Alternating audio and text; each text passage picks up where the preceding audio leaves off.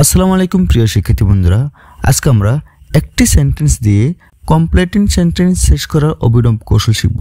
So that অথবা in order that যুক্ত বাক্যের শর্টকাট কৌশল। সো দ্যাট অথবা ইন অর্ডার দ্যাট এর অর্থ হলো যাতে। তো সো দ্যাট অথবা ইন অর্ডার দ্যাট যদি বাক্যের মধ্যে থাকে তাহলে এরপরে তুমি সাবজেক্ট প্লাস ক্যান বেনিফিট অথবা কুড বেনিফিট বসিয়ে যে কোনো সেন্টেন্স কমপ্লিট করতে পারবে। এক্সাম্পল হিসেবে এক নম্বরে you do it so that you can benefit, এখানে প্রেজেন্ট টেন্সের কারণে ক্যান ব্যবহার হয়েছে। আর 2 number example we worked so that we could benefit, এখানে পাস্ট টেন্সের কারণে কুড ব্যবহার হয়েছে। প্রিয় শিক্ষার্থী বন্ধুরা, লেস্ট যুক্ত বাক্যের শর্টকাট কৌশল। লেস্ট অর্থ নতুবা অথবা নইলে। লেস্টের পর subject plus should fall in danger বসিয়ে তুমি যে কোনো লেস্ট যুক্ত বাক্য কমপ্লিট করতে পারবে। Example read attentively lest, answer হবে read attentively lest you should fall in danger, অর্থাৎ তুমি লিস্টের পর you should fall in danger বসেছ। 2 number example walk fast lest, এর আনসার হবে walk fast lest you should fall in danger. প্রিয় শিক্ষার্থী বন্ধুরা, এরপর so dot dot dot that যুক্ত বাক্যের শর্টকাট কৌশল। So dot dot dot that এর অর্থ হলো এত যে। তো সো দ্যাট এরপর তুমি subject plus can not overcome অথবা কুড নট ওভারকাম ইট বসিয়ে তুমি যে কোনো সেন্টেন্স কমপ্লিট করতে পারবে। Example he is so weak that, এখানে আনসার হবে he is so weak that he can not overcome it. Present টেন্সের কারণে তুমি এখানে ক্যান নট ব্যবহার করবে। দ্বিতীয় এক্সাম্পল হলো he was so poor that, answer হবে he was so poor that he could not overcome it. এখানে ওয়াজ পাস্ট টেন্স, যার কারণে তুমি এখানে ক্যান পরিবর্তে ক্যান ফার্স্ট ফর্ম কুড ব্যবহার করবে। প্রিয় শিক্ষার্থী বন্ধুরা, এবার টু এবং টু যুক্ত বাক্যের শর্টকাট কৌশল। টু টু অর্থ এত যে। তো টু এর পর তুমি ওভারকাম ইট বসিয়ে যে কোনো সেন্টেন্স অর্থাৎ যে কোনো টু যুক্ত সেন্টেন্স কমপ্লিট করতে পারবে। Example he is too weak to, এই সেন্টেন্সের আনসারটি হবে তো কমপ্লিট করতে হলে তুমি হি ইজ টু উইক টুর সাথে তুমি ওভারকাম ইট বসাবে।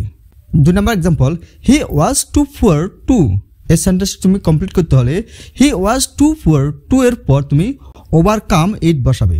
প্রিয় শিক্ষার্থী বন্ধুরা, এরপর বাক্যের শুরুতে আনলেস থাকলে শর্টকাট কৌশল। আনলেস অর্থ যদি না। আনলেস এর অপর বাক্যে সাবজেক্ট প্লাস উইল ফেল বসিয়ে তুমি সেন্টেন্সটি কমপ্লিট করতে পারবে।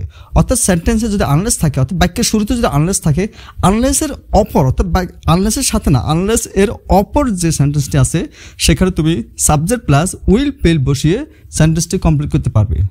1 number example unless you work hard, এর আনসার হবে unless you work hard you will fail, অর্থাৎ তুমি আনলেসের অপোজিট বাক্যে অর্থাৎ অপর বাক্যে তুমি ইউ উইল ফেল বসাতে হবে। 2 number example unless you read more, এরপর তুমি unless you read more you will fail বসিয়ে তুমি সেন্টেন্সটি কমপ্লিট করতে হবে। প্রিয় শিক্ষার্থী বন্ধুরা, আর আনলেস যদি বাক্যের মাঝখানে থাকে তাহলে এর শর্টকাট কৌশল।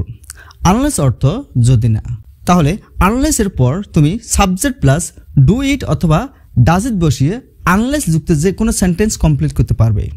এক্সাম্পল 1 নম্বর you will not succeed unless, তাহলে তুমি এই সেন্টেন্সটি কমপ্লিট করতে হলে you will not succeed unless you do it বসাতে হবে। এখানে ইউ সেকেন্ড পারসন, যার কারণে এখানে ডাজ না বসিয়ে ডু বসাচ্ছি। 2 নম্বর এক্সাম্পল দেখো he will not succeed unless, এখানে আনসারটি হবে হি ডাজ ইট। দেখো এখানে হি থার্ড পারসন সিঙ্গুলার, যার কারণে এখানে ডাজ ব্যবহার হয়েছে। প্রিয় শিক্ষার্থী বন্ধুরা, অ্যাজ ইফ অথবা অ্যাজ দ্য যুক্ত বাক্যের শর্টকাট কৌশল। অ্যাজ ইফ অথবা অ্যাজ দ্য অর্থ যেন। অ্যাজ ইফ অথবা অ্যাজ দ্যের পর তুমি সাবজেক্ট প্লাস ওয়ার মেড কিংবা হ্যাড বিন মেড বসিয়ে এরকম অ্যাজ ইফ যুক্ত যে কোনো সেন্টেন্স কমপ্লিট করতে পারবে। Example 1 number he talks as if, এখানে তুমি খেয়াল করো টক প্রেজেন্ট ফর্ম, যার কারণে এখানে আমরা উই ওয়ার মেড বসিয়ে সেন্টেন্সটি কমপ্লিট করেছি। 2 নম্বর এক্সাম্পল দেখো হি টকড অ্যাজ ইফ, এখানে খেয়াল করো টকড কিন্তু ফার্স্ট ফর্ম, সো এখানে অ্যাজ ইফের পর আমরা হি হ্যাড বিন মেড বসাবো, কারণ প্রথম অংশ যদি পাস্ট ইনডিফিনিট টেন্স থাকে পরের অংশ আমরা অবশ্যই পাস্ট পারফেক্ট টেন্স করব। প্রিয় শিক্ষার্থী বন্ধুরা, এরপর ইট ইজ হাই টাইম যুক্ত বাক্যের শর্টকাট কৌশল। ইট ইজ হাই টাইম অর্থ এক্ষুনি সময়। তাহলে ইট ইজ হাই টাইমের পর তোমরা টু ডু ইট বসালে যে কোনো বাক্য কমপ্লিট হয়ে যাবে। আর যদি ইট ইজ হাই টাইমের পর সাবজেক্ট থাকে তাহলে তোমরা ডিড ইট বসাবে। প্রিয় শিক্ষার্থী বন্ধুরা, আমি দুটো এক্সাম্পল দিচ্ছি, দেখো। It is high time to do it. আর ইট ইজ হাই টাইমের পর যদি ইউ থাকে, যেমন it is high time you did it.